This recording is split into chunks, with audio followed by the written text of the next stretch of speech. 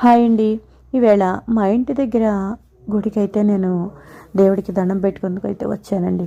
ఈవేళ ఒక స్పెషల్ట అందుకని ఏదైతేనే మొత్తానికి అండి శనివారం వెంకటేశ్వర స్వామికి దండం పెట్టుకుంటారు, శివాలయానికి వెళ్తారు.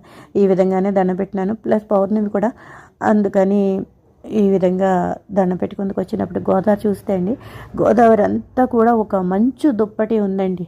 అమ్మో ఎంత బాగుంది అనుకున్నాను. పొద్దున్న వస్తే ఇంకా బాగుండేది కదా అనుకున్నాను.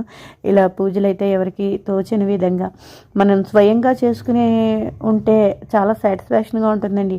ఇంకో వాళ్ళు మనం అంటే పూజారి లేనిదే మనం ఇది ఉండదు అనుకోండి. కానీ ఇక్కడైతే మనమే మన చేతులతో పూజ చేసుకునే అవకాశం అయితే ఇక్కడ గుడి దగ్గర ఉంటుందన్నమాట. ఈ విధంగా కొంచెం ఖాళీగా ఉన్నప్పుడు ఖాళీగా ఉంటుంది కాబట్టి మనం చేసుకోవడం అండి.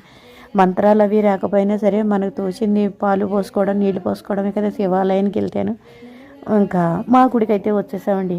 చూసారు కదా అలంకరణ ఎంత బాగుందో. దీపాల అలంకరణ అండి ఈవేళ మా గుడిలోను, మా పారాయణంలోనూ రోజుకు ఒక్కొక్కటి జరుగుతోందండి. నిన్నైతే అష్టలక్ష్ములు అండి, ఎంత బాగా జరిగిందోను. ఒకరోజు అష్టలక్ష్ములు, ఒక రోజు గొబ్బిళ్ళు, ఒక రోజు గోదాదేవి పుట్టినరోజు, ఇలా రోజు సంథింగ్ రోజు ఏదోటి. నెక్స్ట్ ఈ వెంకటేశ్వర గానామృతం, గొబ్బిళ్ళు, నెక్స్ట్ దేవుడికి వెన్న చిలకడం అండి. ఒక్కొక్క రోజు ఒక్కొక్క ప్రోగ్రాం అయితే ఉంటాయి. ఏదైతేనే మొత్తానికి ఈ వేళ అయితే దీపాల అలంకరణ మొత్తం అందరూ రెడీగా ఉన్నారు, ఎప్పుడూ దీపం వెలిగిద్దామని. అలా మొత్తం లక్ష్మీనారాయణ అష్టోత్తరం చదువుకొని ఈ విధంగా దీపాలు అయితే వెలిగించుకొని ఆ తర్వాత ప్రసాదాలు తీసుకుని ఇంటికైతే బయలుదేరండి.